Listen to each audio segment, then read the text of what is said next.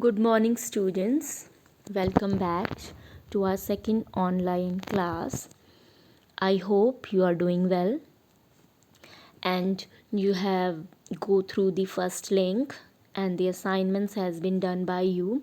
So, as for today in our business studies class, today we are going to discuss the topic left for the chapter 1, nature and significance of management.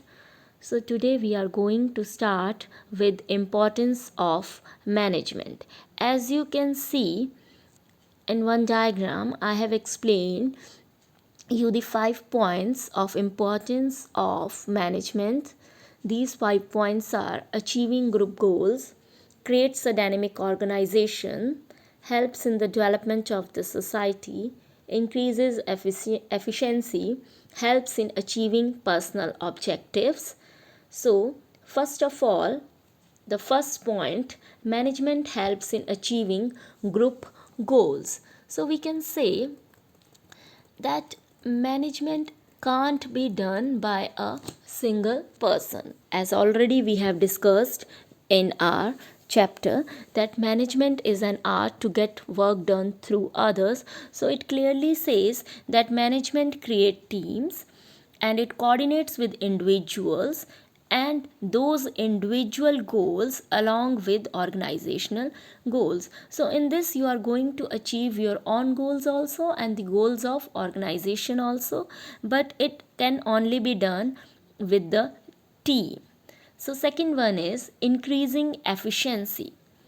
Management also helps in increasing efficiency by using resources in the best possible manner to reduce cost and increase productivity. So it totally depends upon the management or the managers who are going to get the work done through others, that how much efficient they are in taking out the work from the human resource those are dealing in production level and working on zero level. So, our third point is creates a dynamic organization.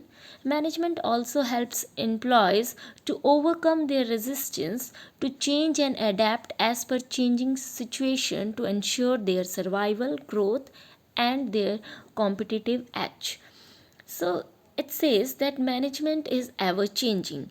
As your organization, your goals are changing, as the environment outside the business is changing, so for your survival and growth, you have to change your management policies and management techniques. Then only your organization can become dynamic in nature. So, after that, achieving personal objective. Once you have achieved your organizational objectives, then you can work for your personal.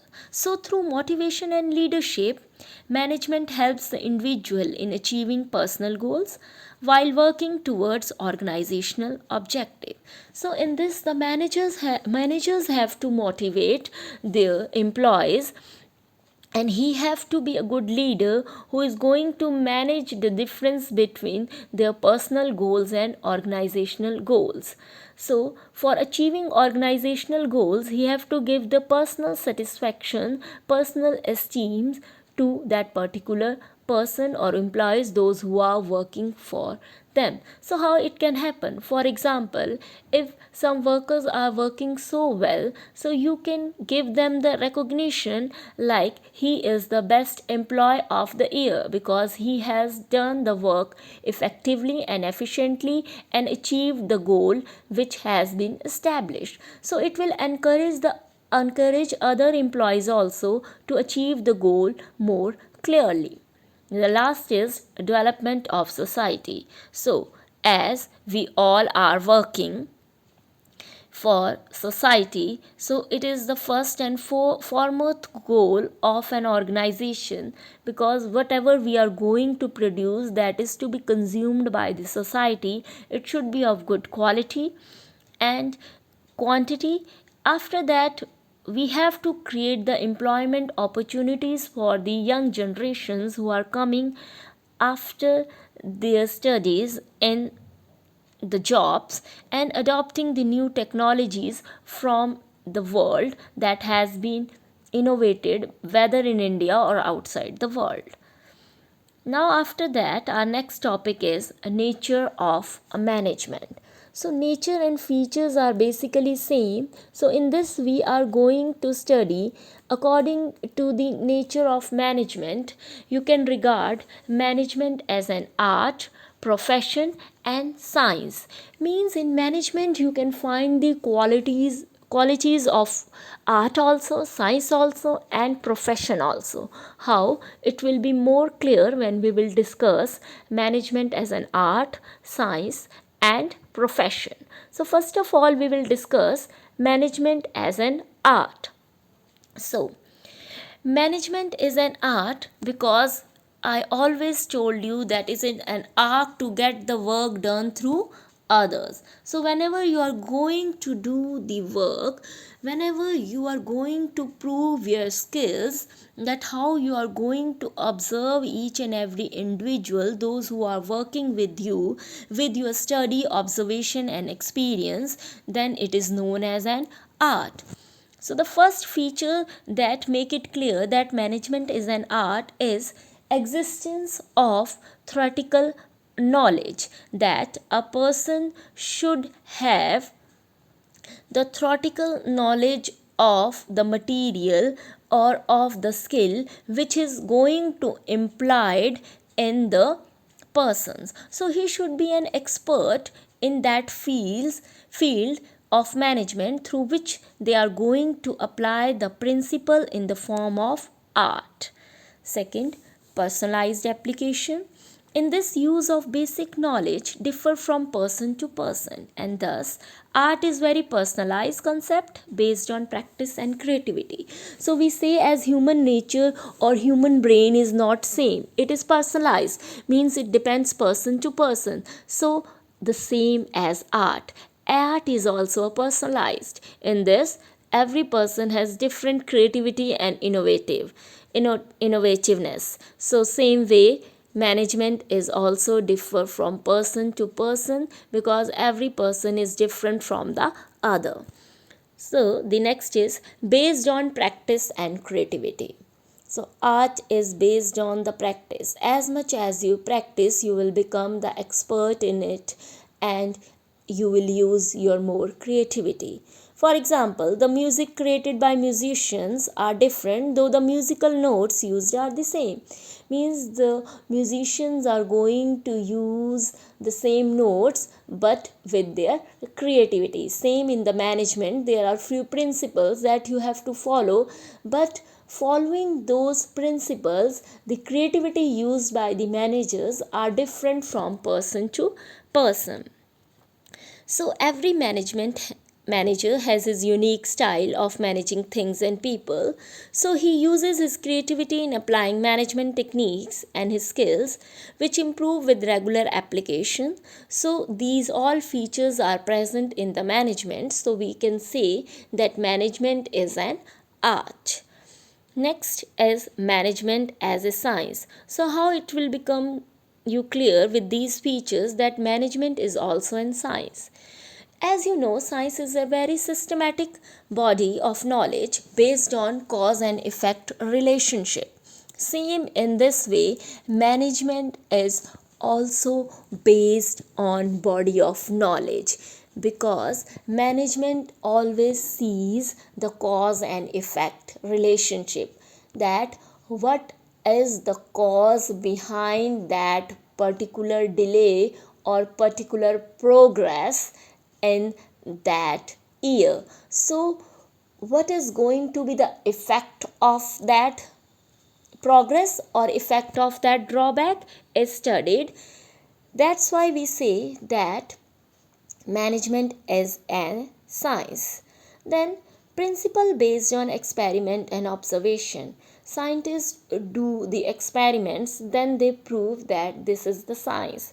In the same way, there are few principles, scientific principles, which we are going to follow in the management, and we are going to apply that or doing an experiment on that particular organization, then we says that we fail or we prove it right. So that's why it is also regarded as science. Universal validity. These all scientific principles have universal validity, means that are implied in every organization in the world. In the same way, like science proves something and it is universally applicable all over the world, in the same way management proves something and it is universally acceptable in the world. That's why you can say that management is an science also, but you can't regard it as a pure science. It is an inexact science which is applicable by its universal principles all over the world. So our next point is management as a profession.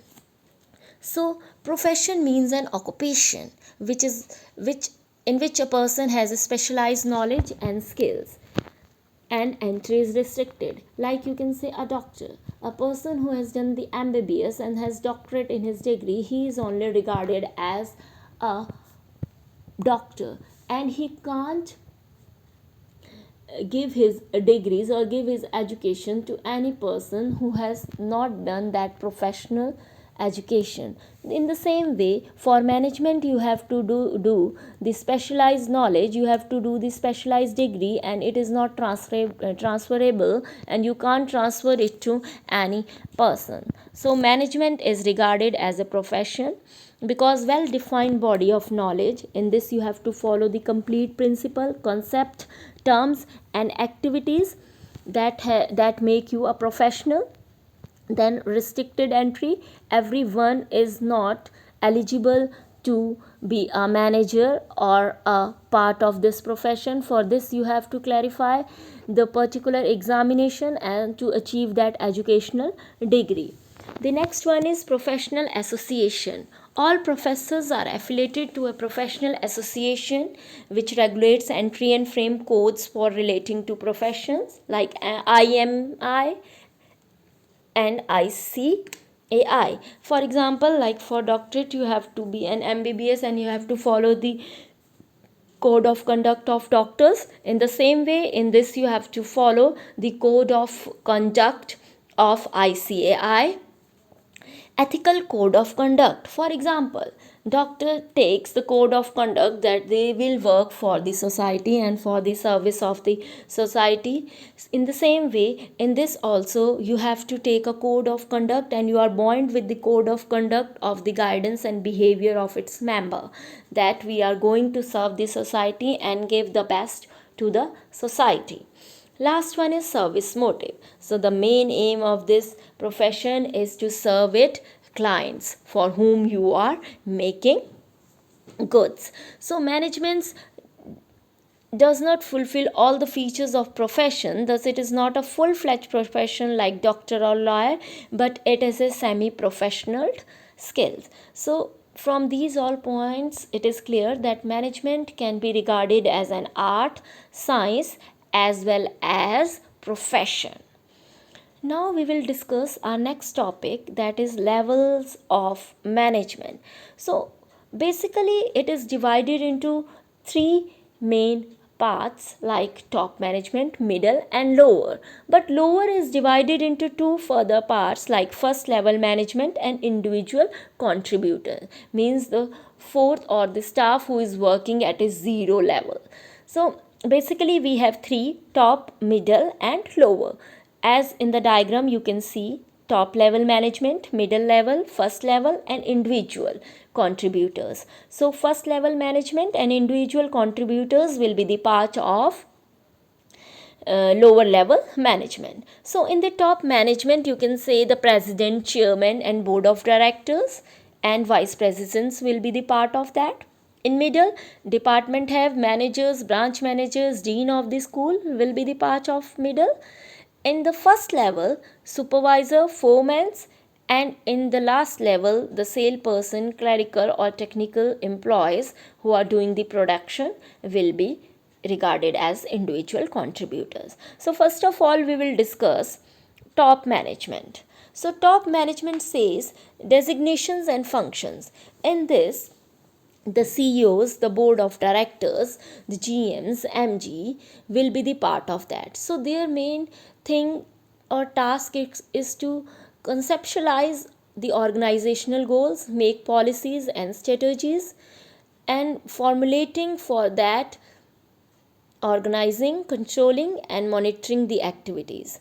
So, controlling the work performance of individuals and approving budgets. So, you can say the top management work is to formulate policies and strategies and to see that how they are working on those skills.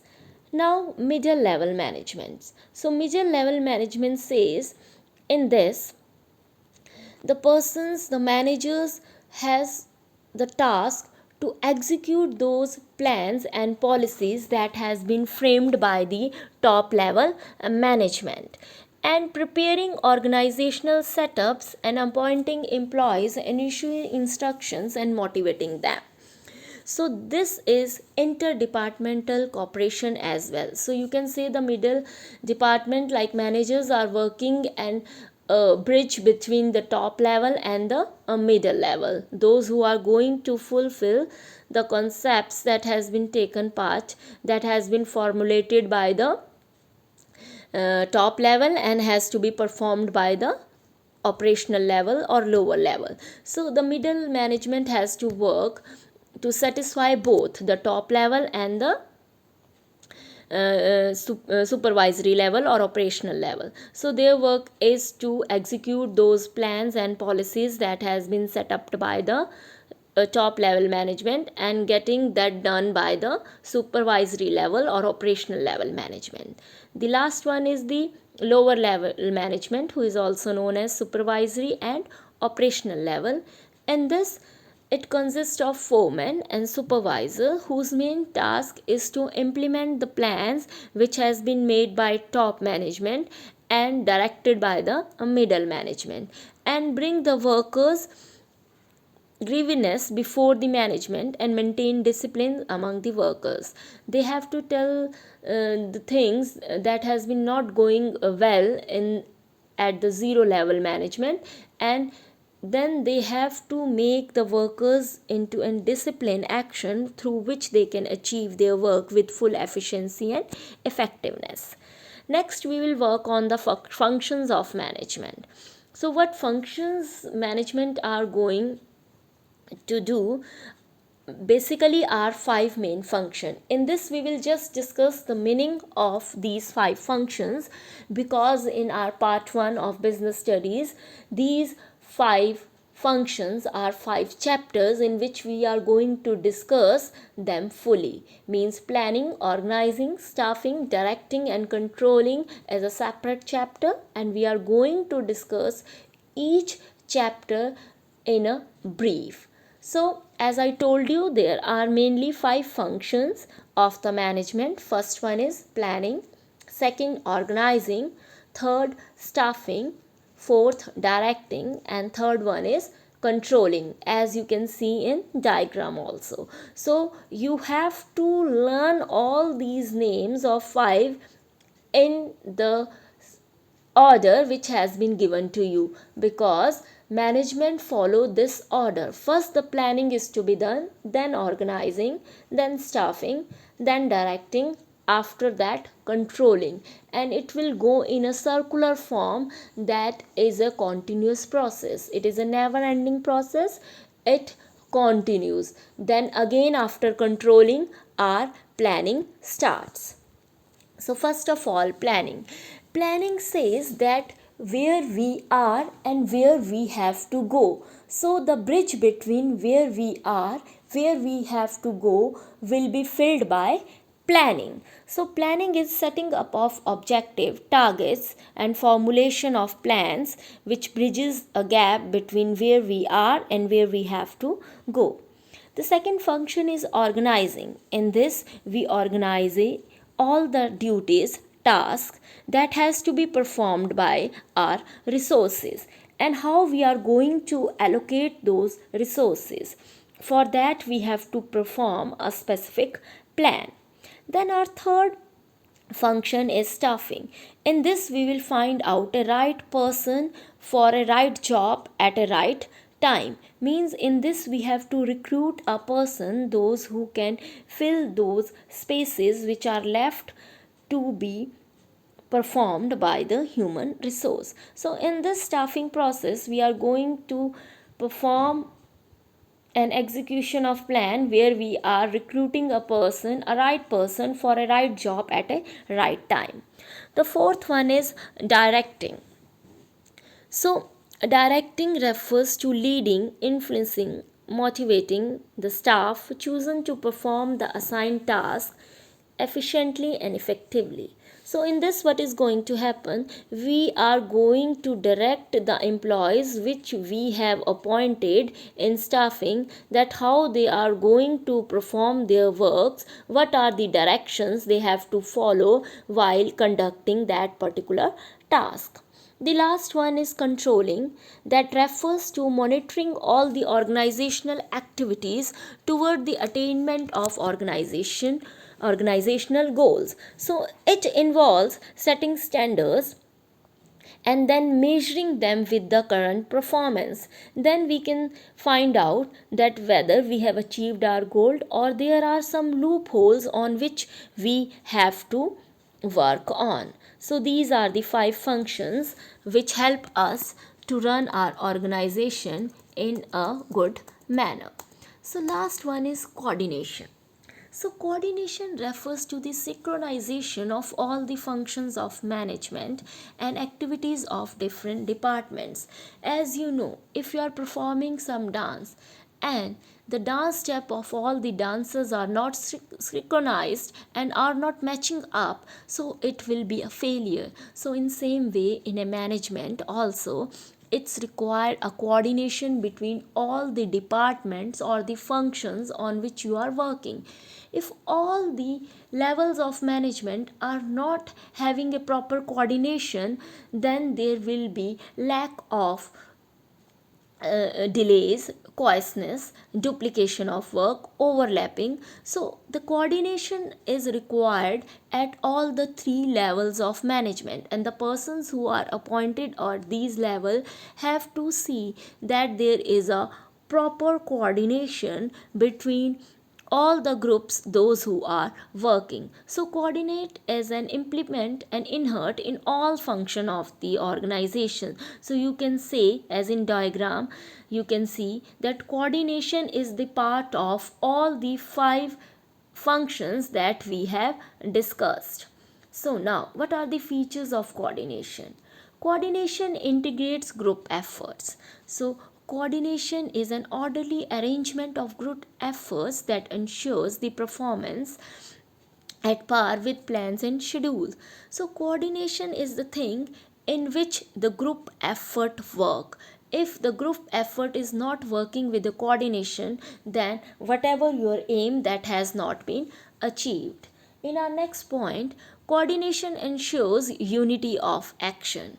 As you know, unity is strength. If you will work in unity, then for sure you will achieve your goal. So coordination is a binding force between all the departments that ensure that all efforts are focused toward achieving the organizational goal. It is a continuous process. As you can say that it is a never ending process, as our organization is not working for one single financial year, it goes on. In the same way, coordination goes on with all the levels of the management in all the activities that has been taking place. So it begins at planning and continues until controlling. It is the responsibility of all managers. So coordination is equally important at all the levels of management. So it is the responsibility of all the individuals who are working for that organization that they coordinate with each other to achieve the organizational goal. So every manager at any level, whether they are at top level, they are at middle level, or they are at lower level, they are the this is the responsibility of them to work in a particular manner. So coordination is a deliberate function. Deliberate function means a manager has to coordinate the efforts of different people in a conscious and deliberate manner.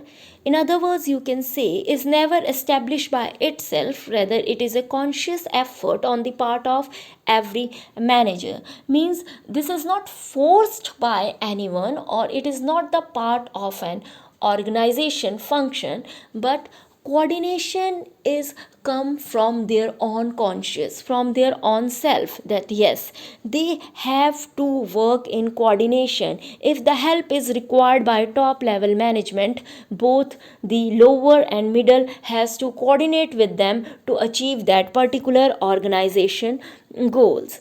So student, our first chapter is finished. As in our 2 weeks we have discussed the management and its significance, its functions, and the importance of its function. So our chapter 1 is over. Now, as per the instruction, you have to do the assignment that I have given in your PDF notes. There are short answer questions also and case studies.